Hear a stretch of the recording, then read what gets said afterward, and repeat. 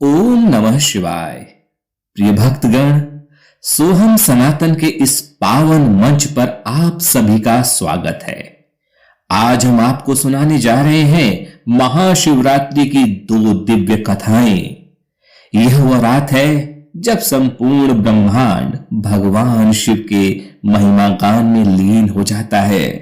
भक्तजन रात्रि जागरण करते हैं, शिवलिंग का अभिषेक करते हैं और शिव मंत्रों का जाप कर भगवान की कृपा प्राप्त करते हैं। लेकिन क्या आप जानते हैं कि महाशिवरात्रि का वास्तविक रहस्य क्या है? क्यों इसे इतनी श्रद्धा और भक्ति के साथ मनाया जाता है?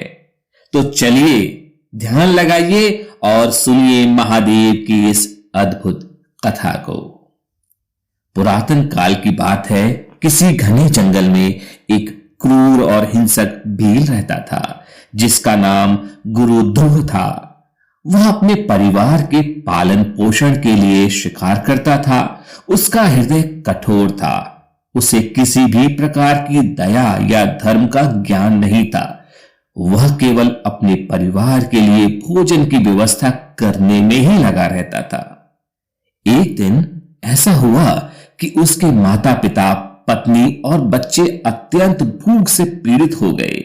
वे रोने लगे और गुरु ध्रुव से भोजन लाने का आग्रह करने लगे।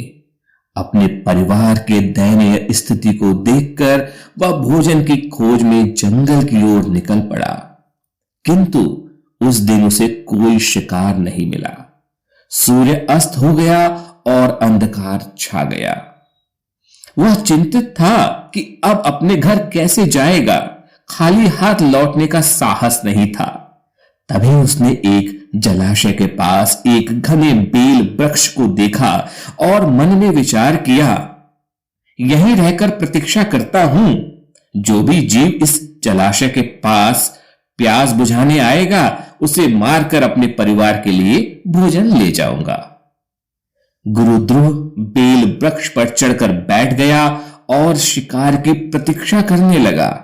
उसे यह ज्ञात ही नहीं था कि उस वृक्ष के नीचे एक शिवलिंग स्थित है।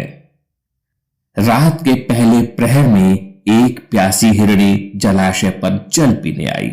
जैसे ही गुरु ध्रुव ने धनुष पर बाण चढ़ाया, उसके हाथ के धक्के से कुछ बेलपत्र और जल की बूंदें नीचे शिवलिंग पर गिर पड़ी। अनजाने में ही उसने महाशिवरात्रि व्रत का पहला प्रहर संपन्न कर दिया। हिरणी ने भयभीत होकर गुरु ध्रुव से प्रार्थना की, हे व्याध, मेरे छोटे छोटे बच्चे मेरा घर पर इंतजार कर रहे हैं। मैं उन्हें अपने स्वामी के पास छोड़कर लौट आऊंगी, तब तुम मुझे मार लेना। गुरु ध्रुव ने पहले तो उसकी बात नहीं मानी, लेकिन जब हिरणी ने सत्य की शपथ लेकर वचन दिया तो वह अवश्य लौटेगी, तो व्याध ने उसे जाने दिया। रात के दूसरे प्रहर में एक और हिरणी जलाशय पर जल पीने आई। व्याध ने धनुष उठाया, किंतु फिर से बेल पत्र और जल शिवलिंग पर गिर गए और दूसरे प्रहर की पूजा पूर्ण हुई। दूसरी हिरणी भी व्याध से जीवन दान मांगने लगी। उसने कहा, हे व्याध, मेरे छोटे छोटे बच्चे हैं, मैं उन्हें उनके पिता के पास छोड़कर लौट आऊंगी। इस बार भी गुरु ध्रुव ने उसे जाने दिया। रात के तीसरे प्रहर में एक हष्ट पुष्ट हिरण जल पीने आया। व्याध ने उस पर बाण चलाने का प्रयास किया, लेकिन उसके हाथ से पुनः कुछ बेलपत्र और जल शिवलिंग पर अर्पित हो गए। इस प्रकार तीसरे प्रहर की पूजा भी पूर्ण हो गई। हिरण ने व्याध से कहा, हे व्याध, मेरी पत्नियां और बच्चे मेरी प्रतीक्षा कर रहे हैं। मुझे एक बार जाने दो, मैं अपने परिवार को सुरक्षित सौंप कर लौट आऊंगा। गुरु ध्रुव के पास अब तक कोई नहीं लौटा था, इसलिए उसे विश्वास नहीं हुआ। लेकिन हिरण ने भी सत्य की शपथ ली तो व्याध ने उसे भी छोड़ दिया। अब चौथा प्रहर प्रारंभ हुआ तो व्याध अत्यंत निराश था कि कहीं उसने व्यर्थ में अपने शिकारों को जाने ना दिया हो। किंतु तभी उसने देखा कि वे तीनों हिरण अपने बच्चों सहित लौटकर आ गए। गुरु ध्रुव यह देखकर दंग रह गया। उसे आश्चर्य हुआ कि यह पशु भी अपने वचन को निभाने के लिए लौट आए और वह स्वयं अपने जीवन भर असत्य और अधर्म के मार्ग पर चला। उसका हृदय पिघल गया। अब वह उन्हें मारने की बजाय वापस जाने देने की सोचने लगा। किंतु तभी शिवलिंग से दिव्य प्रकाश प्रकट हुआ और भगवान शिव ने अपने स्वर में कहा, हे गुरुध्रुव, तुमने अनजाने में ही महाशिवरात्रि व्रत का पालन कर लिया है। तुम्हारे सारे पाप नष्ट हो चुके हैं। आज से तुम निर्मल हृदय वाले और पुण्यात्मा कहलाओगे।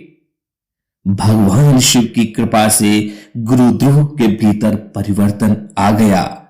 उसने धनुष बाण त्याग दिया और भगवान शिव की भक्ति में लीन हो गया। उसे दिव्य ज्ञान प्राप्त हुआ और वह मोक्ष के मार्ग पर अग्रसर हो गया।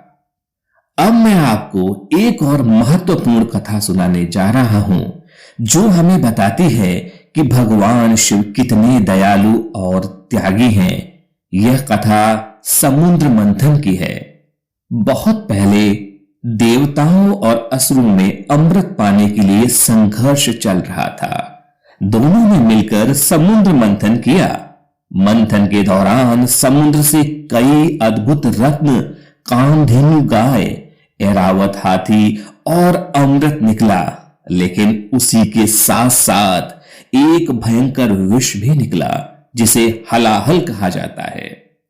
यह विष इतना जहरीला था कि अगर यह धरती पर फैल जाता तो पूरी सृष्टि नष्ट हो जाती। सभी देवता घबराकर भगवान शिव के पास पहुंचे और उनसे प्रार्थना की, हे महादेव, केवल आप ही हमें इस विनाश से बचा सकते हैं। कृपया करके इस विष का कुछ समाधान करिए। भगवान शिव जो सदा अपने भक्तों की रक्षा के लिए तत्पर रहते हैं, उन्होंने तुरंत वह जहरीला विष अपने हाथों में लिया और बिना किसी संकोच के उसे पी लिया। लेकिन उन्होंने उसे अपने गले से नीचे नहीं उतरने दिया। उनके गले में यह विष ठहर गया, जिससे उनका गला नीला पड़ गया और तभी से वे नीलकंठ कहलाए। भगवान शिव ने अपने त्याग से समस्त प्राणियों को बचाया।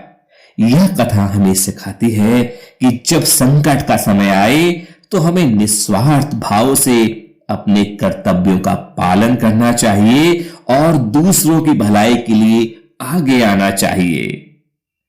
प्रिय भक्तगण, ये दोनों कथाएं हमें यह सिखाती हैं कि भगवान शिव कितने दयालु हैं। चाहे हम अज्ञानवश ही उनकी भक्ति करें या सच्चे प्रेम से उन्हें पुकारें, वे सदा अपने भक्तों पर कृपा बरसाते हैं।